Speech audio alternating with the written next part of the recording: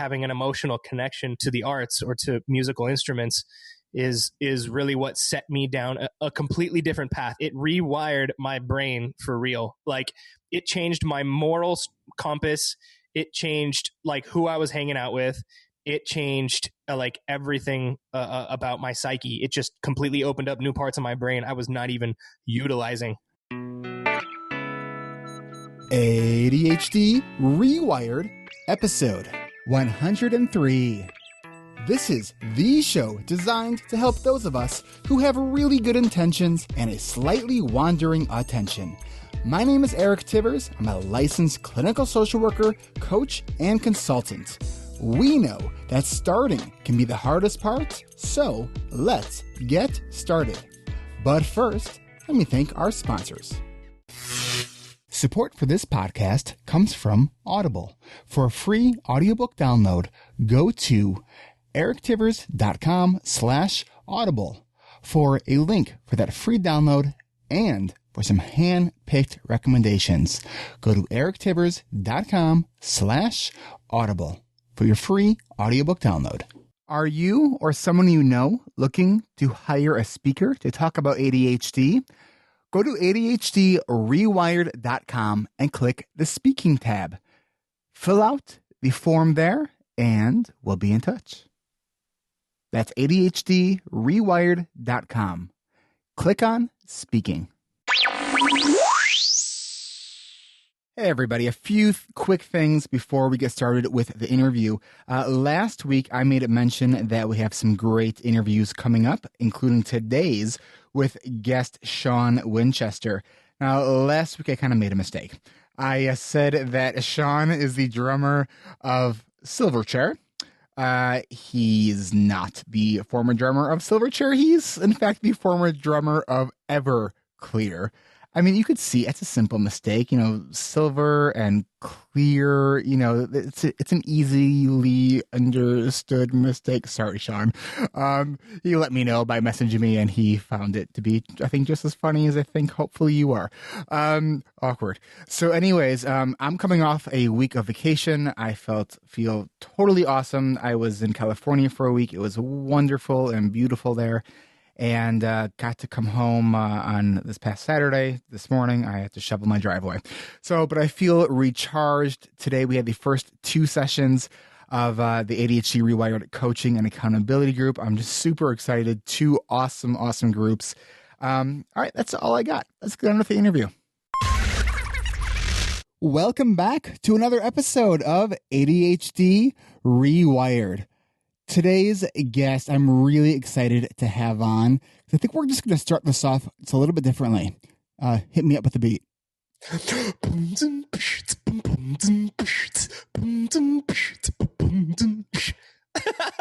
That was awesome. Thank you for that. So, my guest, I was just like, wait, keep going. I was really enjoying that. Oh, wait, I'm the host here. I got to keep the show rolling. My guest is Sean Winchester. You may know him from, he was a former drummer of the band Everclear. And if you don't know, what were some songs that Everclear did that people might know? Everclear had songs like Father of Mine and I Will Buy You a New Life. And the first hit was the song Santa Monica. They were really big in the 90s. Awesome. So, and you now do, you teach music? Yes, I teach drums primarily. All right. And tell us a little bit about kind of who you are, what you do, and feel free to throw in some more beatboxing because I enjoy that any time of day. Yeah, if only I could freestyle rap about my life story over my own beatboxing, then I wouldn't have to actually play drums anymore. I think that'd pretty much cover it, right? So my name is Sean Winchester. I'm from Thousand Oaks, California, and I live with ADHD, and I'm a freaking professional drummer. It's my living, and I'm very thankful for that. You had said right before we hit record that this is the most important interview you have ever done in your life to date. Yes, I wholeheartedly mean that, like, so badly. Why?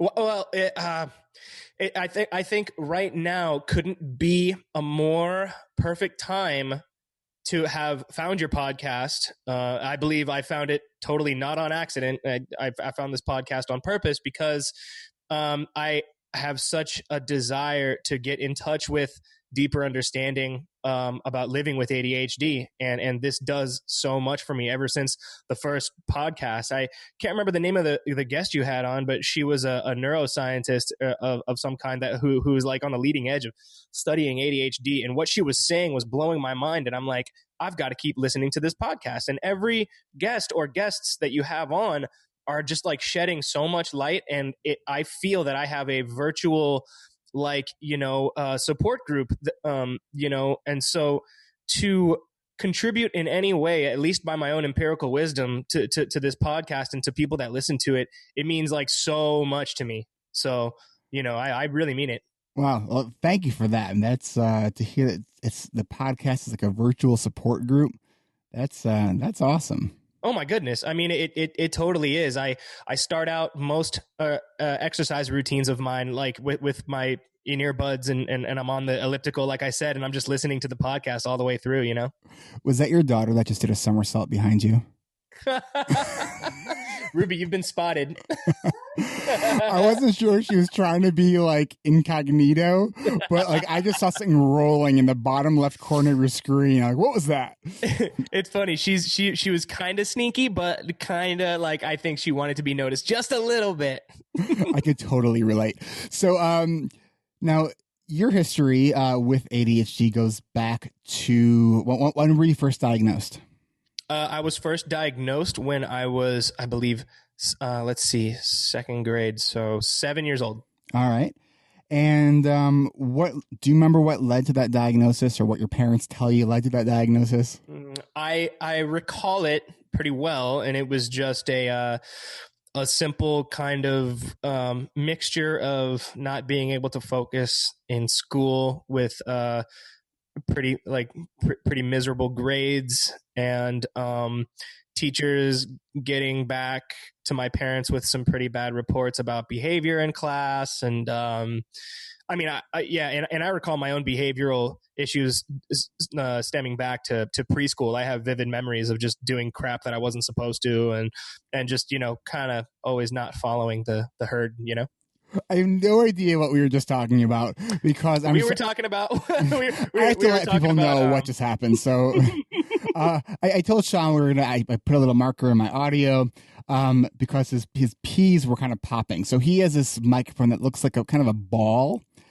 And so right now he has a sock that he put over the microphone, and it's just awesome. I want to put like some eyes and a mouth on it. All right, I think we were talking about you were in second grade. You got diagnosed with ADHD. Yeah, and you were getting into trouble and. Yeah. I recall that my behavior was always kind of rebellious, and I was obstinate and was constantly doing things I wasn't supposed to. And then grades were failing, focus was blah blah blah. Attention just I couldn't focus long enough, and all that kinds of good stuff. All right, and so then what happened? You got a prescription, the medication? What? Yeah, I got prescribed the Ritalin from my pediatrician at the time, and started on that. And that helped? And I really don't think it did.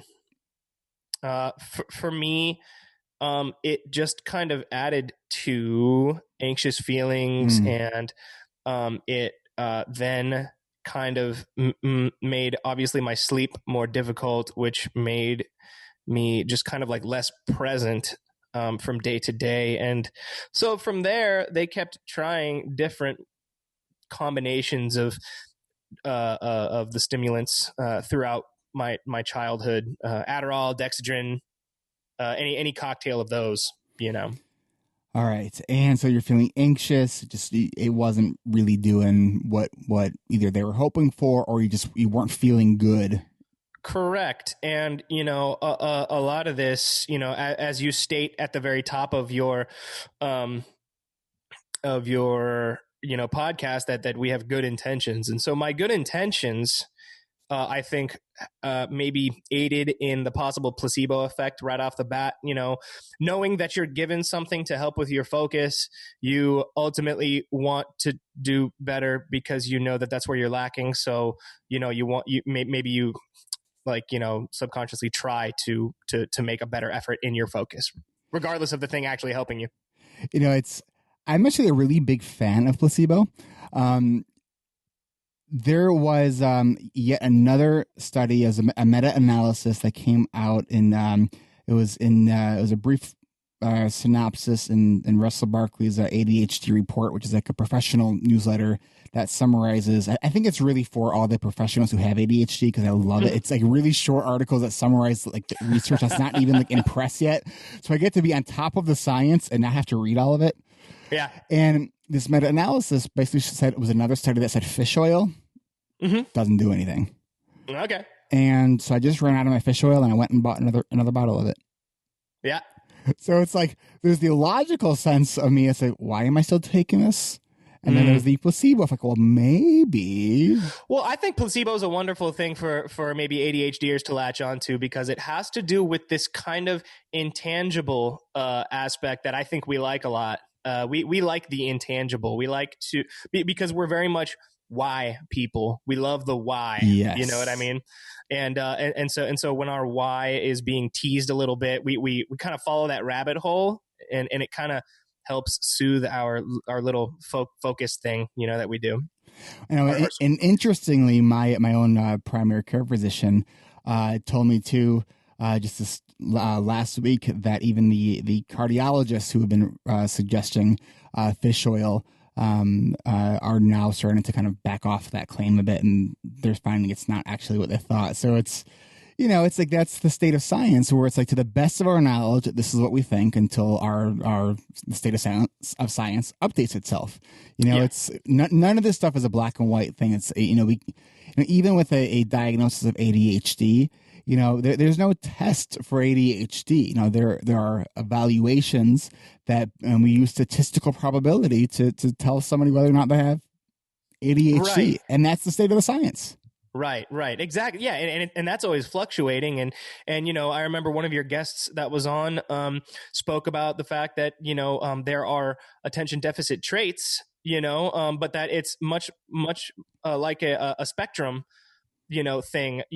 So there's all kinds of different traits that one can have. So to treat it like with like these big blanket terms, or these big blanket treatments, it just doesn't make sense to do, and that it's got to be individualized. And I'm such a fan of that. Because I'm learning myself how to do it myself, and it's making me more forgiving towards myself, and it's making me more forgiving of others who have ever tried to help me. You know what I mean? Like, because that resentment can go deep, man. Like when you're like, nobody understands me, and you never tried hard enough, or I never tried hard enough myself, or all that kinds of stuff. That's the dangerous crap with ADHDers. Yeah, it's really interesting too when you say how forgiving of the people who've tried to help you. Would you say that kind of mindset or mind shift occurred when you started trying to help yourself more and realizing, oh man, this stuff is kind of hard to manage? Yes. It's no easy task being a parent with a kid who has significant attention deficit traits. Not that I'm not a parent, but my girlfriend is a parent, and my girlfriend has kids with certain attention deficit traits, and me volunteering to sit down with my girlfriend's son to finish an English paper or something like that. Even though I love English, I see in him the same things I saw in myself, and I'm like, wow, this is difficult. I stayed up until 1 a.m. with him just to finish this one paper, and I'm like, there was no way around that, and that is very much the norm of what that kid's going to have to do to finish papers that he doesn't want to. You know what I mean? I was just talking to some earlier this morning about I was a kid as a college student, and was talking about papers and how to get through. You're talking about getting accommodations at a school, and I told him that one of the best accommodations that you can get in college is soft accommodations. Are the ones where you develop relationships with your professors, and then you renegotiate the terms of the assignment, and then you are able to kind of shift and bend the assignment to be more interesting. So you kind of take a different spin that's, somewhere in your area of interest. And then it's like, all of a sudden it's, whoa, this isn't so bad. Well, that's interesting you say that because I hearken back to being at Berklee College of Music, where I didn't renegotiate the terms of my assignments. I developed stronger relationships with my tutors that I assigned myself to. And with them, I renegotiated our terms of how much time they would spend with me. Because I felt that bargaining with my teachers, I felt that would only kind of maybe drop my grade. Or a lot of the times, if I could talk about Berklee and overall like music professors for a moment, is that music professors are probably more unforgiving than like core class teachers. All right, talk about that, because there's somebody in the ADHD Rewired community who I really hope hears this episode, because I know she's had some difficult experiences with some of her music teachers. She's a music major. Yeah. Okay. So, I mean, we're talking about like an industry that's pretty unforgiving as it is. And so if you've got professors that have lived within this industry and have seen how hard it is just to make a living doing what you love like this, that they are not going to sit there and coddle you over you claiming that you think differently. The fact that you decided to become a musician pretty much already states that, hey, I'm different. Check me out. So, for like, I remember this vividly. I was like, I talked to my harmony teacher. Now I'm a drummer. So drummers, they're not known for having the best music theory right off the bat. And so I got my scholarship based on like my drumming proficiency. Okay. And so when I got into Berklee and I had these classes, regardless of how much I was freaking out over the fact that I had never gotten good grades in my life, was the fact that I was trying to explain to some of these teachers that I am working with, ADHD, and please help me out. And I remember my harmony teacher, she looked at me and she just went, well, you're just going to have to spend longer hours doing this stuff, and you're just going to have to take breaks looking out the window or whatever you do. And I was like, oh crap, this is real, man. Like I can't, fall back on much anymore. And so I asked my tutors to spend longer hours with me, or to like, and thankfully they were so good to me. And they had me come back to their dorms, or they had me come back to their apartments, and I would spend longer hours getting the one-on-one tutoring sessions. And I mean, by and large, I ended up making the dean's list every semester. For the first time in my life, I was getting A's. You know what I mean? And it was at a college level.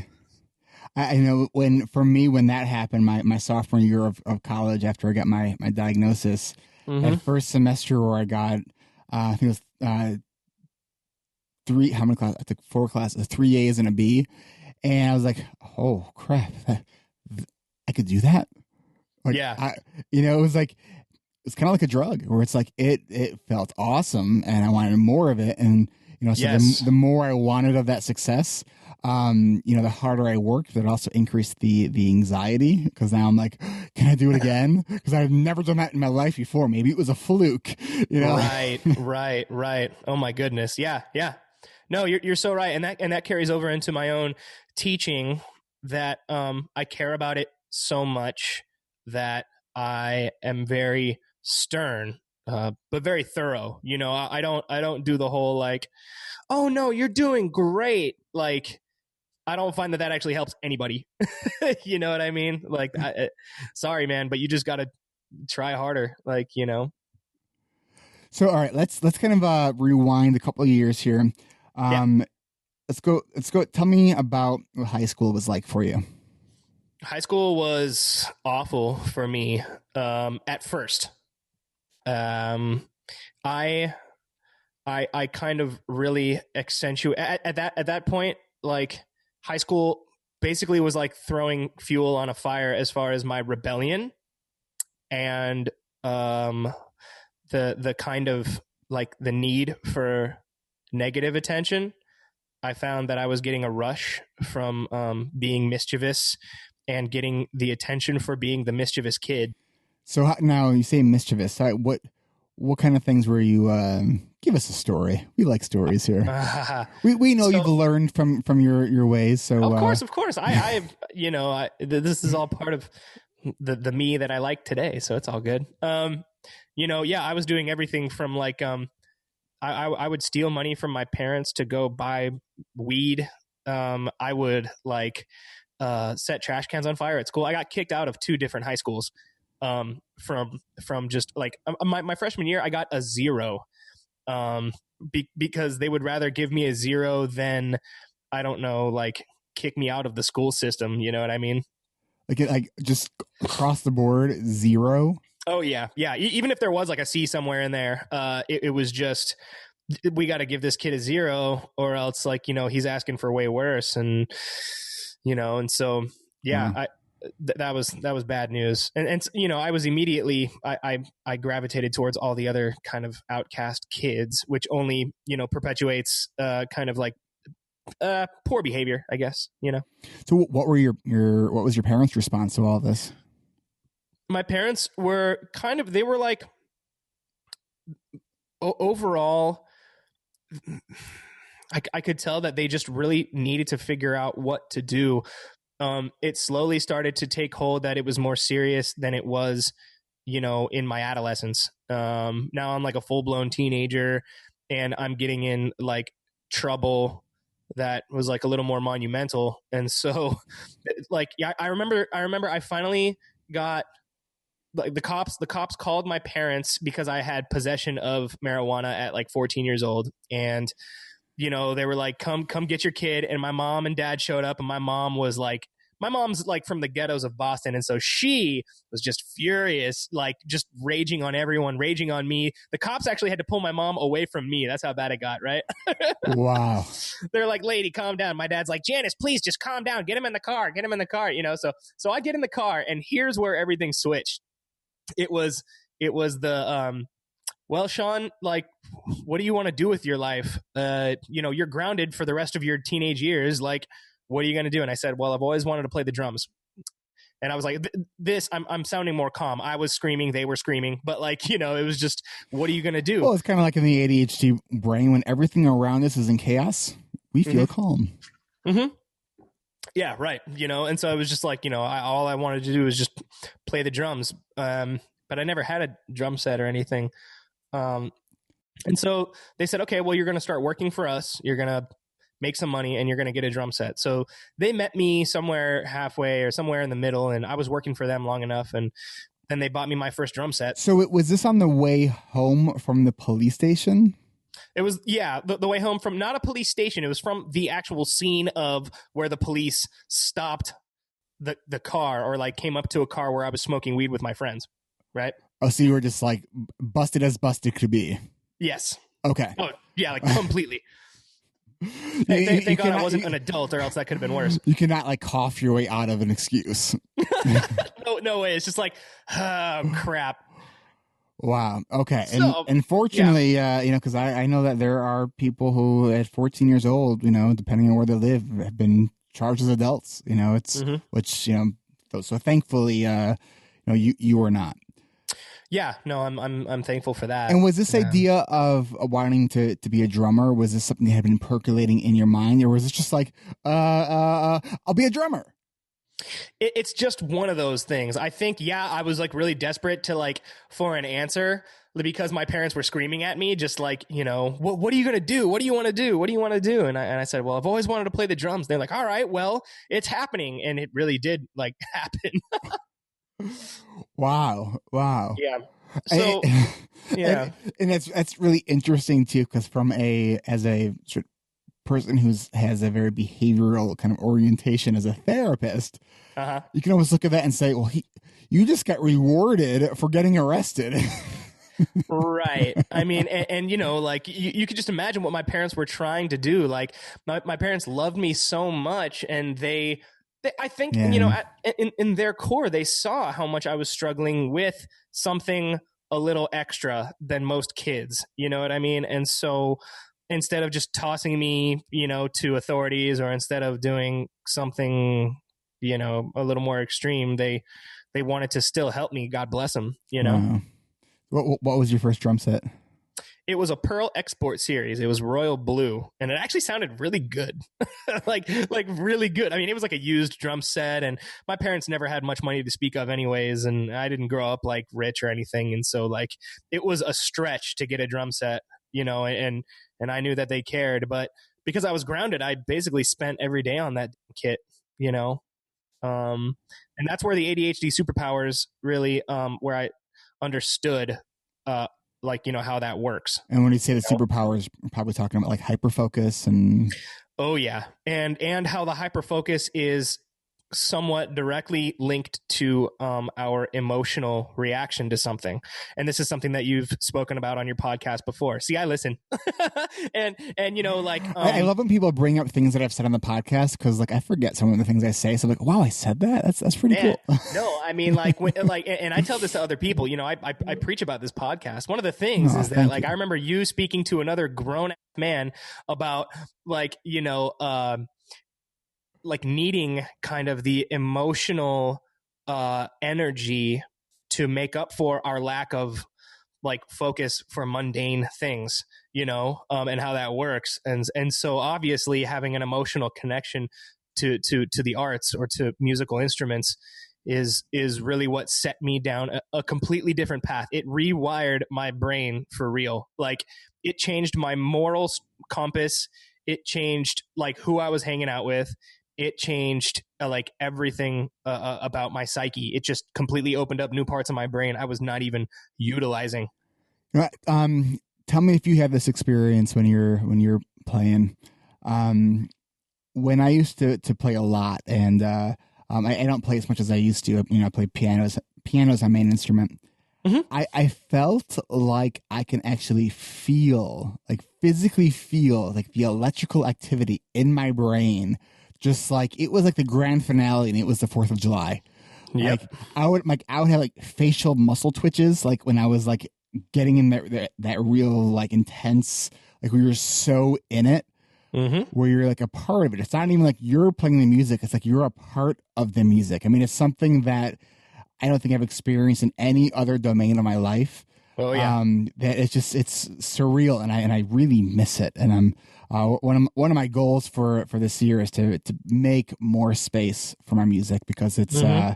I know how it's like a love, and it's like you can walk away from it, but it's going to keep writing you letters, and it will not, it's not going to leave you alone. And there's so you experience that as well.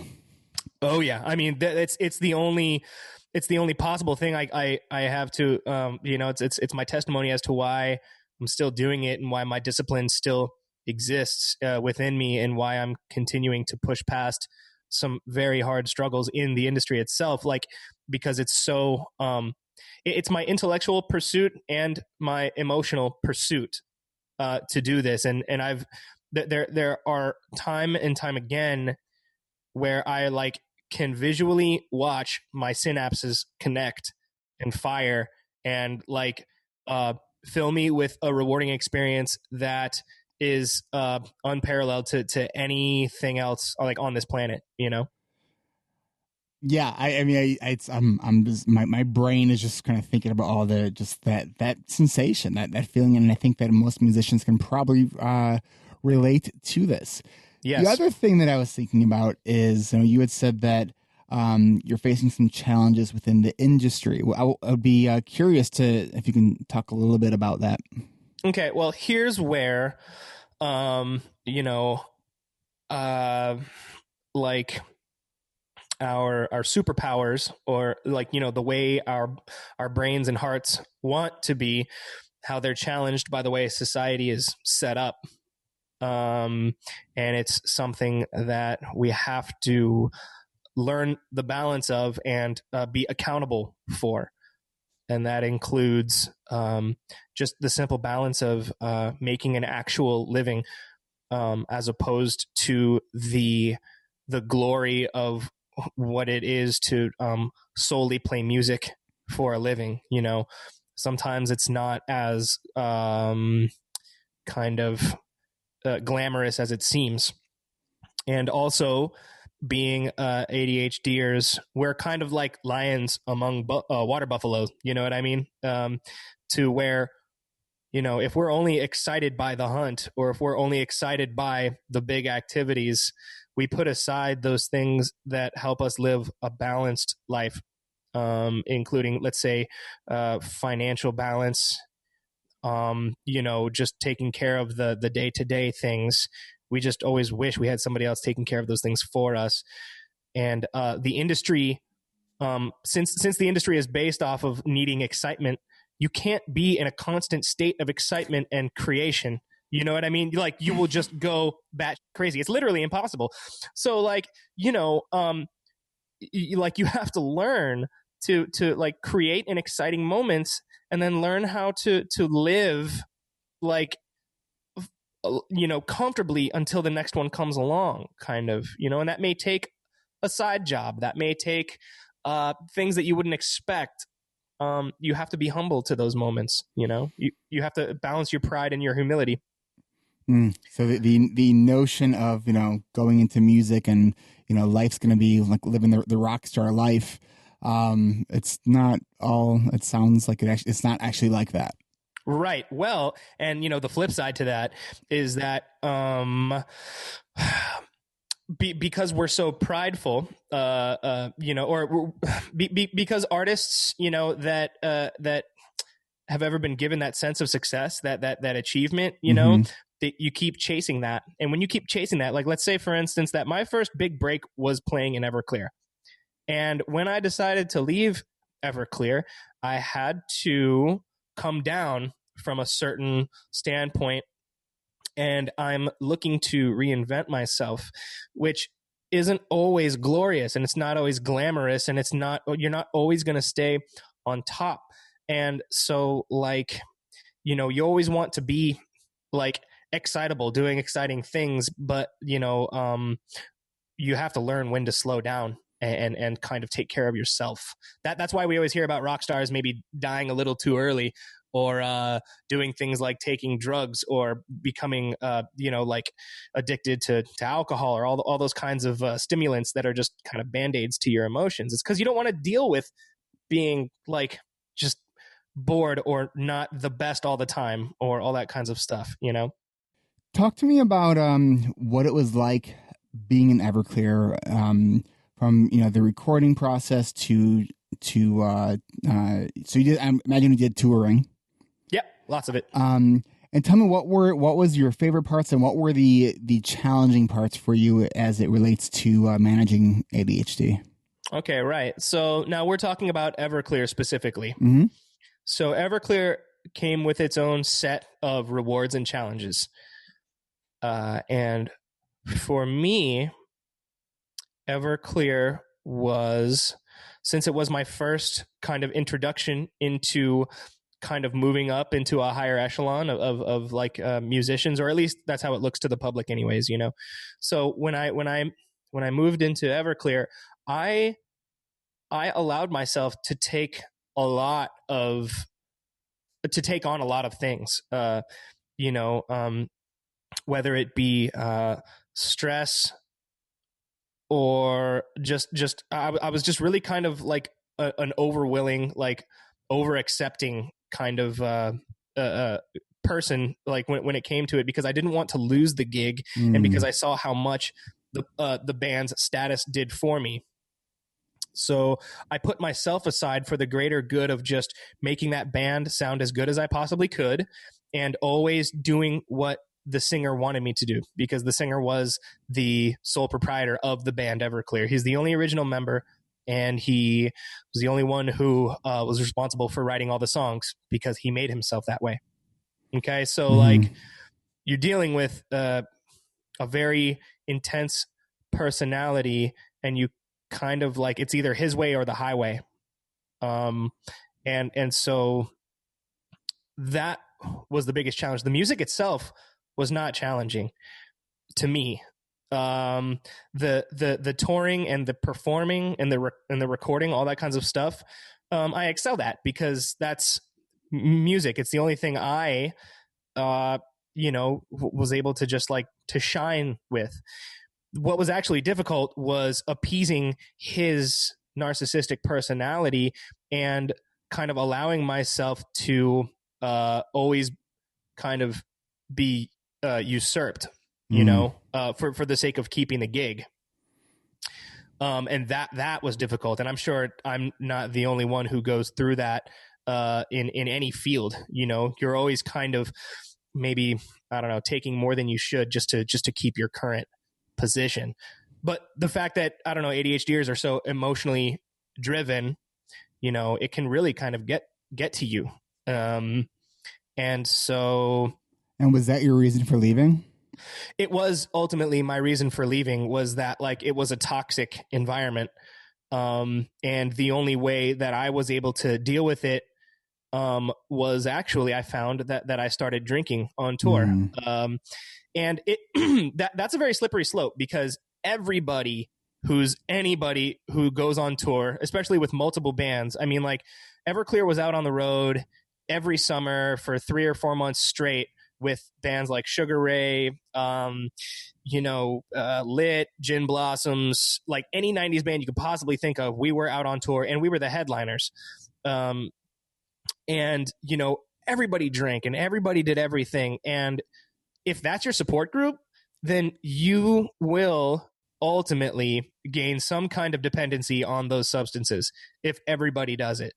And you either have to kind of learn to moderate, or you just learn to make excuses as to why you do it, or you completely cut yourself off from it entirely. Those are really like, the 3 categories. I was unable to moderate, so I made excuses for it. And it was my Band-Aid as to how to deal with such a narcissistic personality, such as the singer. So then it became a problem. And now I am like 4 months or 5 months now, just completely clear of alcohol or cigarettes or any kind of stimulant. Congratulations. Good Thank luck you. with that, because I know it's a process. Yeah, it's not easy, and I kind of just cut it cold turkey. Like on my birthday, my girlfriend and I just decided to both just go, you know what? Let's take a look at this, and let's see if at some point we can come back to it in moderation. We're not doing any 12-step program. We're not doing anything like that. We just went stop, done, and in its place, we go to therapy together, and then we go to therapy separately. Awesome. And I've been taking Lexapro, actually. And how's that working for you? Man, I can't begin to tell you how much I appreciate Lexapro being a part of my daily regimen. I've heard many people just in private conversations have said the same thing about Lexapro. It's really interesting. Man, and I mean, think about my past with drugs and psychiatrists. Already, I was scared to death to try anything again. Because you said to me that in your 20s, what was your belief about ADHD? I kind of was, it was in the back of my mind, but I was forcing myself to not believe that ADHD was actually a real thing. So you went from thinking this ADHD thing is not a real thing to here we are today. You wanted to share your story, yes, and let people know that we can live great lives when we understand who we are and how to manage both the strengths and the challenges. Exactly, and like that's exactly why I kind of approached you to just speak my story on this show, because I know I'm not the only one, and I know that if anybody has ever felt as lonely or as misunderstood as I felt, that I just gotta say something about it. Like it's not easy, but it is possible. I mean, right now that I've left Everclear and that I'm on my like reinvention, including and being very cognizant of ADHD, I couldn't be any more happy in my life. I'm the happiest I've been in years. That's including when I was like at the peak of my game at the time in Everclear, being in all kinds of magazines and all that kinds of stuff. It doesn't matter. It doesn't matter. I feel happier now than I have been. Just treating myself the way I should be treated. What I want to do really quickly is take a quick break, and then when we come back, I want to kind of ask more about what you're doing now. Will you do me a favor, though? Yeah. Can you kind of guide us into our break with a little bit of beatboxing?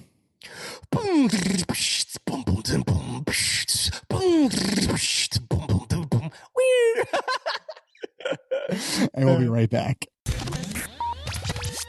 This podcast is brought to you by ADHD Rewired Coaching and Accountability Group.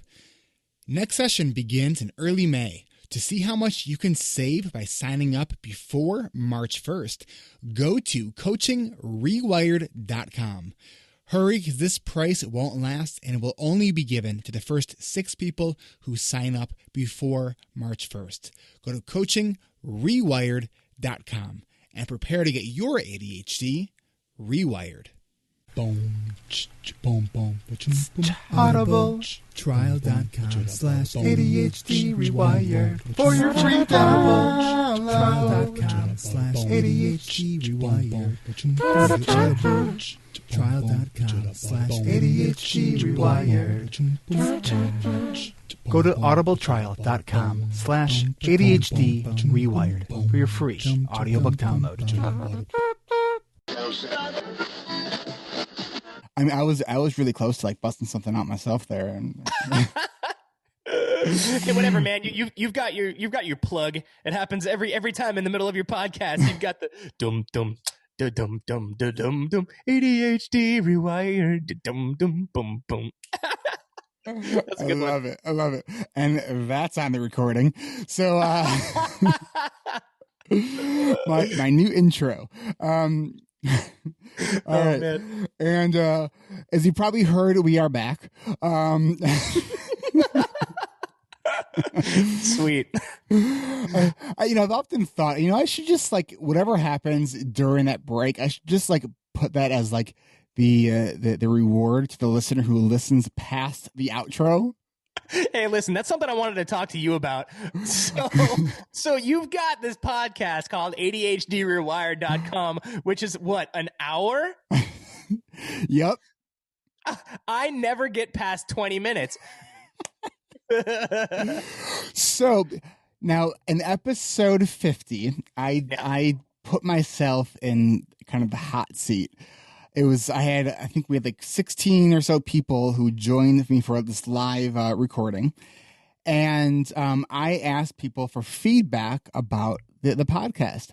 And one of the things that I think almost everybody had said to me is don't worry about the length. Just go as long as you want to go.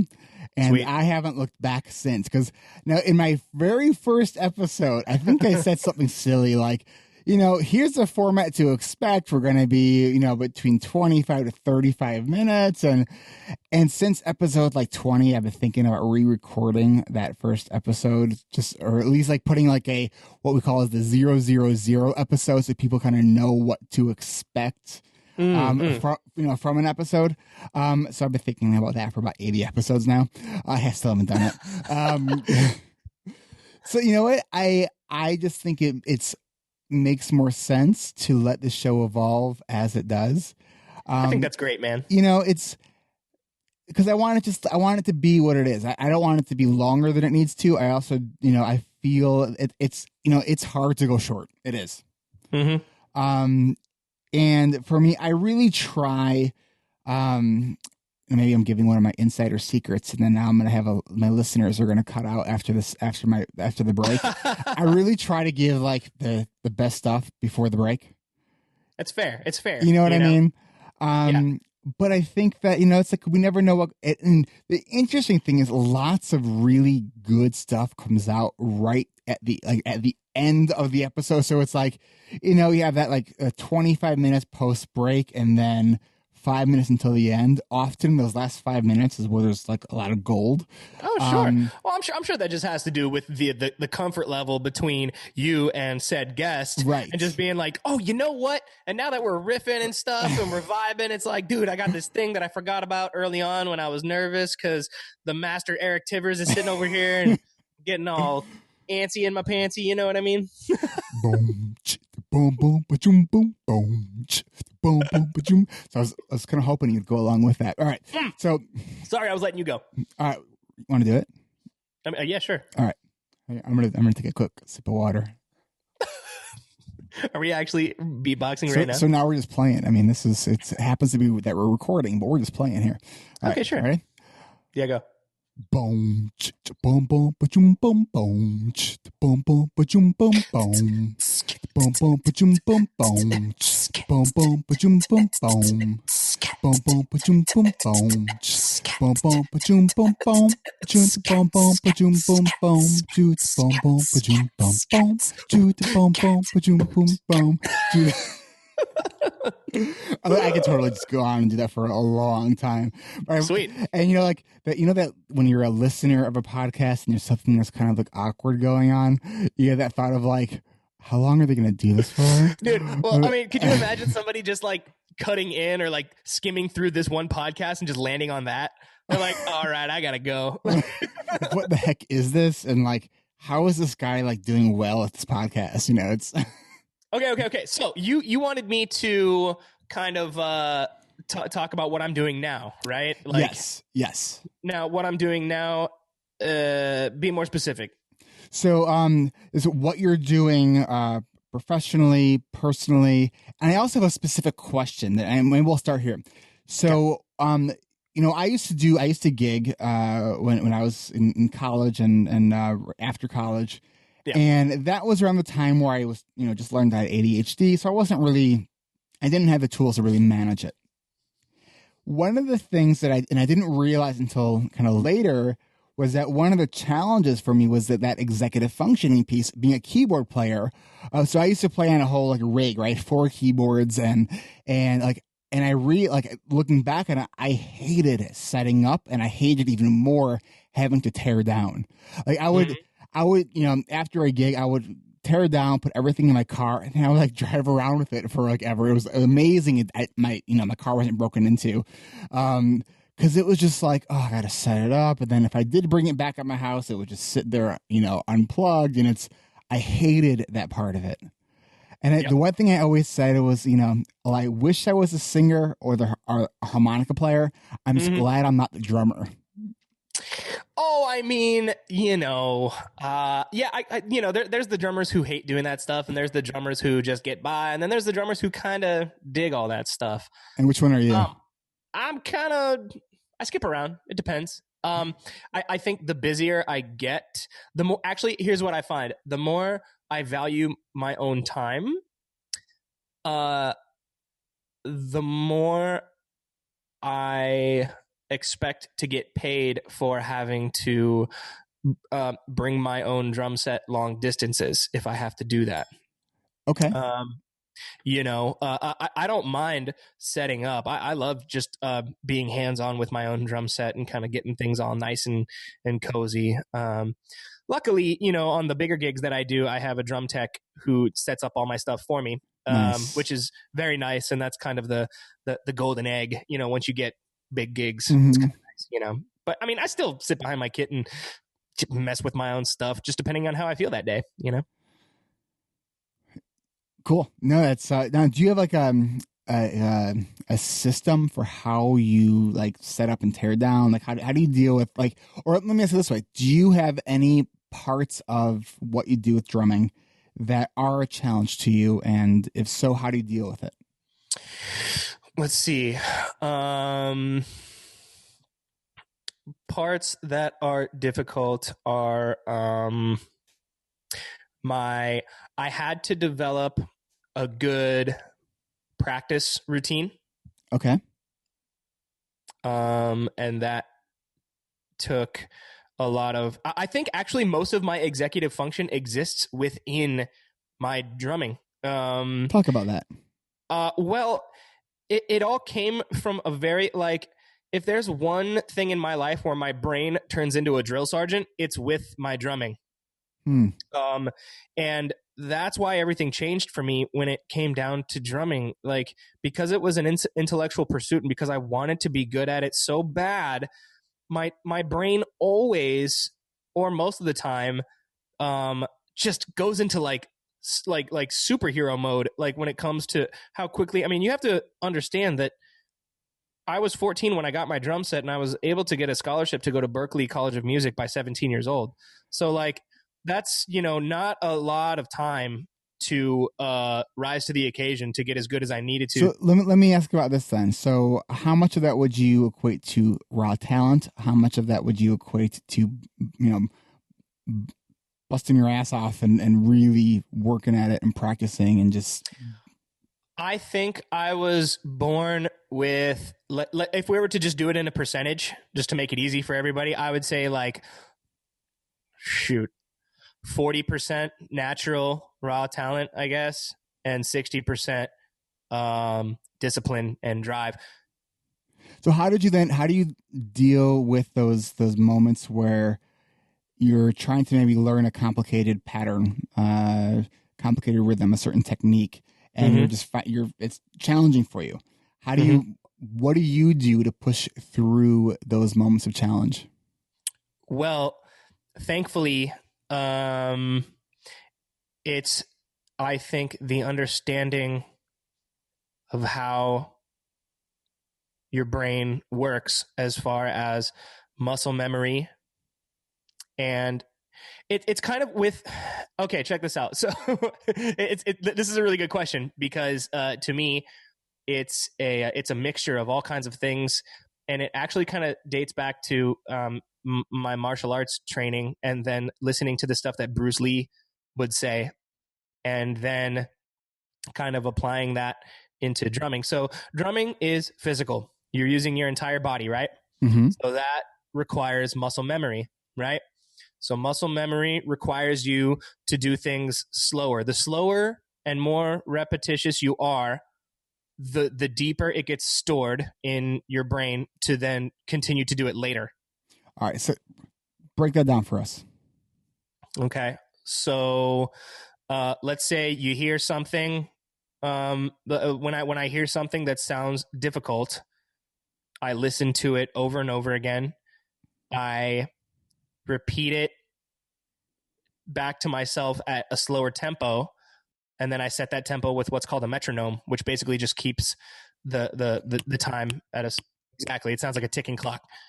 And then I slow that down, and then I figure it out section by section. Or if I can figure out the whole thing at once, I will. But I'll do it as slow as possible and repeat it as many times as possible, because that will get stored much better than doing things quickly and only very briefly. So if I can kind of break that apart a little bit. Yeah. You had actually said it earlier, and we both agreed about one of our favorite questions is why. When we can kind of answer that, the why, it gives us the context. Yeah. Hey, about 10 years ago, I was reading a book. I think it was like the art of practicing, or the Zen of practicing, or something about practicing. Uh-huh. And I always was given a lot of grief by training musicians when they watched me play piano, because they're like, "Oh, your form is horrible." I'm like, "Whatever, it works, right?" Okay. But I was reading through some of the stuff, and I was like, "Oh, this is why form actually matters." Right. And then it was explaining, because if I'm hunched over and in a weird position, everything else is working in a not as refined. It's way. not as harmonious. Yeah. Right. And so they're talking about muscle memory. This whole idea is, because I used to love to play fast and loud. That was my, I wanted to play as fast as I possibly could. Sure. And what they were talking about, it is fun. But what they were talking about is to get to mastery, forget the fast, go as slow as you can, and do it precisely. And when you do that, you're building that muscle memory and building it correctly. So then you don't have to think about it anymore. You can then increase that speed, and you're doing it just as accurately as you would doing it slowly. Correct. Now, this brings me back to the part that I guess I struggle with the most is my technique. Okay. Correct. And that's because, you say you have your technical side, your technique. Theoretically, it's all in place. And then what's left is your emotional content, how you feel about whatever you're doing, and like how that adds to it. So my technique like sucks, but my emotional content or fortitude allows me to actually learn stuff quicker because of how deep I feel it. So, but that only really like I connect to music that has a genuine feeling as well, which I kind of guess makes me a little bit of a snob as far as what kind of music I like, because music really should I'm be. not judging. I'm not judging. And that's okay. I mean, all I'm saying is that music should be a form of genuine self-expression. And so what I like to say to my students is don't fake the funk on a nasty dunk, which just basically means like, dude, if you're going to play anything, don't do it for any other reason other than like the fact that you feel it, that like you actually feel it, like that it resonates within you to a point where like it is undeniable, you know? So like, gosh, it's you hear it and see it way too much. Like, and so I think emotionally you can't get much past me at this point, you know, and only the things I decide to play or do have to be, and I catch myself, you know, if I'm playing anything that is ego driven or that is pride driven, it feels awful. It just feels nasty. It's gross. Like what would be something that you'd be playing that'd be ego or pride driven? Man, it's like if I immediately start thinking about who's watching me and what they would like me to play or what they would think that I should play to impress them, then it comes across as an exhibition, and it doesn't come across as a proper form of self-expression. And we are plagued by it in the music industry and in the musical community. Just people faking that funk on their time to shine, you know? And you just, I think the more you just grow up and the more you relinquish your ego and pride and just allow yourself to play what you feel, like that's validating your feelings. And that comes with intrinsic self-worth, which in turn is then totally relatable to ADHD as it is, because when we're filled with shame and when we're filled with feeling bad about ourselves because we don't do everything the way everybody else does, then we question our self-worth. And in turn, that totally gets executed in what we do on a daily basis in our professions, you know, and that's huge. That's the big thing. That's a lot to chew on right there, man. That's but it's like the truth, man. Like that's just it, you know, like you got to start within yourself no matter what you do. I'm not even talking about like just artists. That's anybody doing anything. When you see some billboard or some commercial and some guy's really selling something that you know that he puts his heart and soul into, and that you know that he believes in that, and that he's doing it to help other people, you just feel it, man, you know? And then you feel those other guys who are just trying to make a buck. Mm-hmm. And those dudes bum me out, and they bum us all out, and it exhausts you on the inside. It makes you feel tired. Yeah. It makes your body just not react to it, you know? Yeah. You had said a little bit ago about, you know, snobbery in your music choice. Yeah. And I was thinking, you know, that I did have you go put pillows behind your wall, because like the bounce of your voice, like that just will not do for my listeners. At least that's what I'm telling myself. It's really all about me. Well, no, but that just means you care. Yes. You care about the quality of it. It was really funny. I had I think it was episode 95. The two guys from Inventa Labs. I had, you know, they had this conference room, and I'm like having them go from like room to room to get like the best, like to make it sound better. And I had them like basically build themselves a little pillow fort, and it was kind of comical. And the people that were there were like, "What are you guys doing?" It's like, "Oh, you know, just a podcast." You know, it's I don't know. It's for me. It's like there's certain things that are important to me. You know, it's like I know it takes a little bit of extra effort to make it sound like go from a B- to like an A, and it's like I want to deliver that. It's important to me. Good. So yeah, that's because I know if I'm hearing echo the entire conversation, that's all I'd be thinking about. Totally. Yeah. No, right. I mean that just shows that you care. And there's nothing wrong with that. You are okay, Eric Tivers. Oh, well, thank you, Sean. I do the same thing with my drumming. And actually, you know, not to harp on this, but that's another reason why I quit Everclear. I'll never forget this, dude. That singer actually told me, listen to this. So he, the singer and I are standing side stage, and we're watching another drummer for a band that's opening for us. And he's like, man, that guy's not that good. I'm like, yeah, I know. I don't think he cares that much. And he turned to me and he said, yeah, you're too vain for that. And I said, vain? What? Why would you say vain? He said, you're too vain. You'll always play better than that on stage because you're too vain. And I said, I mean, you can replace vain with that I care about. Yeah, passionate, that I care about what I do. But he wouldn't allow himself to, like, you know, to believe that, like, it was because I care. It's just because I'm vain. I think in the psychobabble word we have for that is called projection. Oh man, you kidding me? Exactly. And I'm just like, I can't be in a band. Do you talk with him anymore? No way. No. As soon as I quit, was it like a falling out, or was it just like I'm out? Oh, I'm just out, and like. Did you quit like a boss? Sorry? Did you quit like a boss? Did you like kick over the drum set and you're like, you know, I just can't take this stuff anymore. That's it. I'm out of here. No, I made it as amicable as possible. I sent an email and I said I will agree to do the rest of the shows for the next weekend. And I did those shows. And, you know, so being around him after he knew that I quit was actually interesting because he was actually nice to me.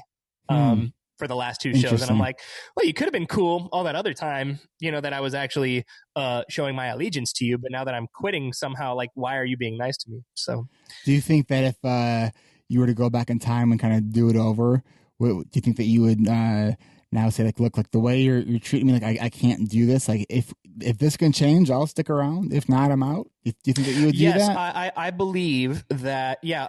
My intrinsic self-worth wasn't where it could have been, and I probably would have been in the band a lot shorter, a shorter amount of time. And I would have been better at negotiating my own terms.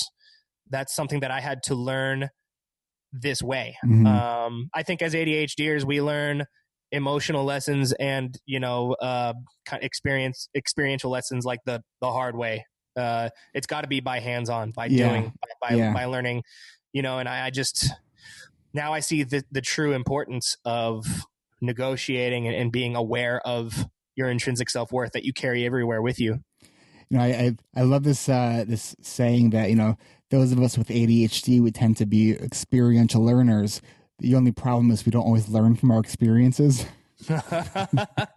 Yeah, I mean, yeah, sometimes it takes more than once. Yes, it often takes more than once. Yeah, you know, and so like in my time now, in this reinvention process of being cognizant of my ADHD, I'm finding that I'm dealing with the shame of my past, and I'm dealing with the fear of repeating mistakes. Well, what are would you mind sharing, like, what are some of the biggest fears of you have as far as repeating mistakes? Yes. My biggest fears are having my anxiety control my impulsive behavior. What would that look like? That would look like making decisions that kind of are like self-soothing, but that are always, you know, they're usually at the expense of others, or they hurt myself or others. Mm-hmm, mm-hmm. And that would include, you know, things that might hurt my relationships, or doing things to hurt my body, like maybe, you know, like I said, like that drinking problem. Mm-hmm. Like those are things that are impulsive. They want to kind of fix how you feel, you know, right away without having to be able to like look at, you know, like your emotion, you know, that kind of stuff, I guess. Sean, if you're ever thinking about drinking, just message me on Facebook. Mm-hmm. I don't know if I'll get back to you right away, but just let me know that I want that door to be open for you. Oh, thank you. I really appreciate that. Seriously, because, you know, it's like if you know that door is open and you're like, man, I just want to, you know, get a bottle of whatever it is, and you're close to like, man, Eric, I'm sitting here in the parking lot of 7-Eleven, and like, you know, if that can be like, now that you set in that, like, man, I can't do that. Like, if I want that to be an option for you. Man, that's thank you so much. I really appreciate you saying that. So what are you most excited about right now? So you're teaching students now. Are you doing this through like a music school? Like what are you doing? So I teach privately out of. That really sounded like my intro to ADHD. So I teach out of my own studio in North Hollywood, and that's called the Winchester Wolf Den. You can hashtag Winchester Wolf Den, and you can find it. Out of my own studio, I teach privately, and I also record my own drums out of there for artists. So cool. The Winchester Wolf Den is now a place where I have already started submitting songs and scores for TV and film that I write and produce and record myself. And then I also record my own drums and engineer everything myself. And I've been sending those off to artists and clients all over the world, actually, all the way from like the UK to the US and Canada and stuff. It's been awesome. And Sean, then, I've always wanted to do a score for like a dramatic movie. Dude, I will show you something I actually just did with my buddy Nick Rosen. He plays cello, and I got to engineer his cello session. And, you know, I came up with a score for a superhero trailer coming out. So we'll see if that works. Awesome. That's so cool. Or Yeah. or horror like movie. I mean, I don't really like the horror genre, but I would love to create the music for it. Oh man, you kidding me? Yeah, some of that horror music or horror movies, they need a little help. Yeah. All right, so then you were saying, sorry, I interrupted you with the okay. with my fantasies Yeah, of creating musical scores. So go ahead. Yeah, so TV, film, music scores, all that stuff I'm doing out of the Winchester Wolf Den. And so like I said, I teach privately out of there. I do clinics at Musicians Institute. I just finished doing my third clinic down at Musicians Institute in Hollywood, which is a great place to go. And then I've been the drummer for this musical called Home Street Home. It's produced by Fat Mike of the band NoFX, which is a big deal, and I'll be coming out in a magazine just next month, actually, about that. So that's a big deal. Cool. Yeah, and then gosh, I just play in all kinds of bands around the LA area, and I go on tour and I do all kinds of stuff. So that's awesome. Man, that's I'm just like in fantasy land right now, just imagining what that life would be like. Man, you know what? It's a challenge because I don't have the same schedule from day to day. So the tools that I'm learning from you and from your podcast is so important to me because it's actually like, dude, even your like something as simple I didn't even know about. What is the thing that you hit me up with? How did you schedule this? This? Oh, Schedule Once. Okay, yeah, Schedule Once. Love Schedule Once. Yeah, there you go. See, like I'm learning that kind of crap, like stuff that just like I need as many automated services as possible that just like schedule crap for me or like remind me constantly about stuff because it's driving me batshit. I mean, could you imagine juggling private lessons with like scheduling my own recording sessions? And it's like being my own boss. You know what I mean? But like, you know, having that ADHD is just like the way I see it is like we're all like superheroes with like just like a little floating ball of kryptonite that just kind of hangs out around us that like we need to like look at and like, you know, be able to like throw it away like every once in a while. You know what I mean? Like it's a pain in the butt. I like to think, you know, kryptonite, I know you're there. You can come along with for the ride, but you're not going to change my course. Totally. Exactly. You know? Yeah. Sean, this was really a lot of fun. I feel that we could probably do this for a long time, but if you know, if I want you to be able to get through this episode when you go back to listen to it. And, you know, you told me that 20 minutes is like, there is that pause button. You can push pause. It's a podcast. If you tune out, go back and hit rewind, you know. I know. Yeah. I get it, though. I get it. No, it's, I've actually have given thought to the idea of launching another podcast that's the same thing as this podcast, but broken up in 2 episodes. Oh, sure. I have no idea if that would if it'd be worth the time and money that it would take to actually do that. I mean, it's always worth kind of just trying it out once. You could do a pilot and see what happens. I think I did do that one time. I have no idea. It's like, just remember that guest he had? I'm like, who?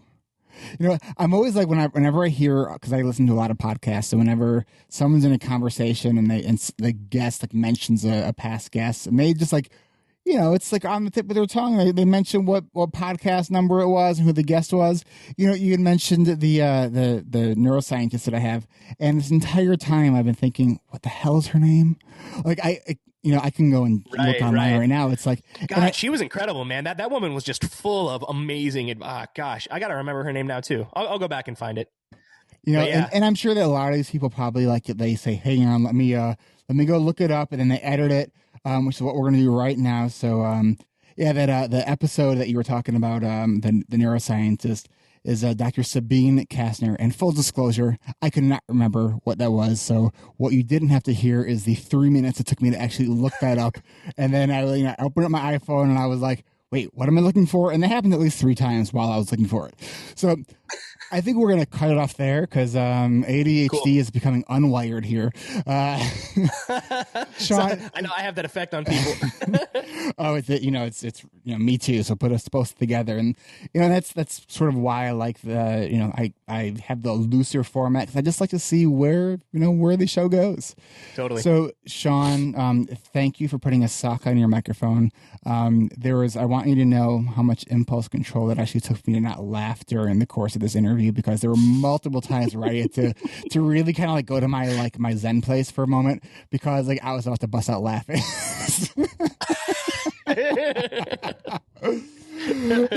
Should I describe what you just did, or just let the listeners like what just happened? Well, it's a very long sock, and so I held up the remainder of the sock that's not on the microphone, and I made a little face. Who else gets to see this video, or is this just for you and me? It's typically just for you and me, but I don't know. This might be one that's worth airing. Man, I say go for it. I know I've had a lot of requests recently to do to release a video, because for a lot of people they have a hard time with just audio. They need the video, and your dog is like, "Sock, is it a toy?" Yeah. All right. So Sean, let people know kind of where they can reach you. And again, thank you so much for reaching out to me for sharing your story. I really appreciate it. Let us know where we can reach you. And I'm going to have to ask you to beatbox one more time before you go. Okay, I will do. I'm not good at it, but you just keep wanting me to do it, so I'll keep beatboxing. But so yeah, you can reach me basically. Like, I'm really friendly on Facebook. You can find my personal page there and my fan page there, or my music page there. It's just Sean Winchester. Just if you're on Facebook. If you're on Twitter, it's my @ is Sean R Winchester, and my Instagram is also Sean R Winchester. And just if you hashtag Winchester Wolf Den, you can see all the stuff that I'm kind of up to, and and I teach in the LA area and beyond that. So, just come hit me up. I'm friendly.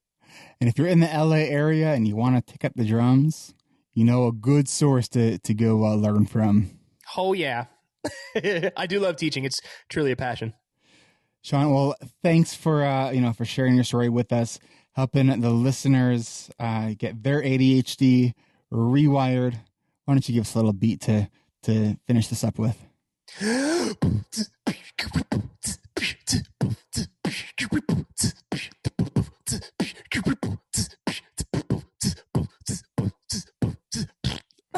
Cue the banjos. All right, man. Thank you so much. Cool, man. Thank you. Thank you for listening to another episode of ADHD Rewired. And if you're new to the show, welcome to ADHD Rewired. We are more than just a podcast. We are a community focused on learning, growing, and connection. You can see a full outline of this and all other episodes with all the links and other resources mentioned during this interview at ADHDrewired.com. Help support this podcast by checking out my sponsors. I use Zoom video conferencing nearly every day, and so can you. Go free or go pro. But please, go to erictivers.com/Zoom so they know that I sent you.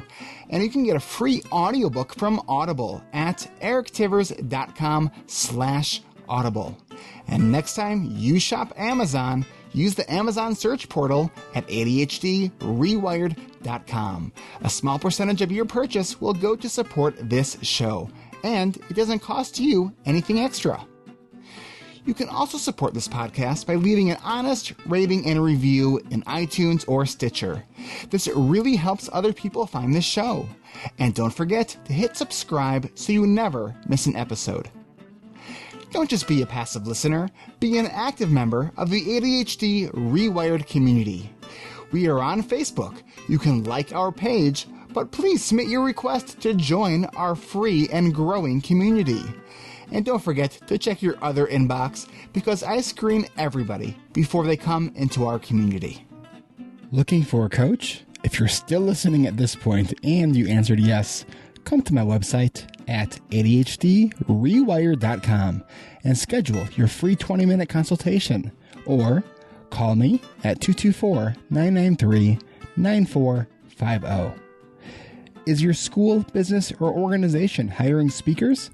I provide fun and engaging presentations full of practical solutions that both educate and entertain. Hire me for your next professional development day or corporate training event. Go to ADHDrewired.com/talks. Thanks for listening. I'll catch you next week.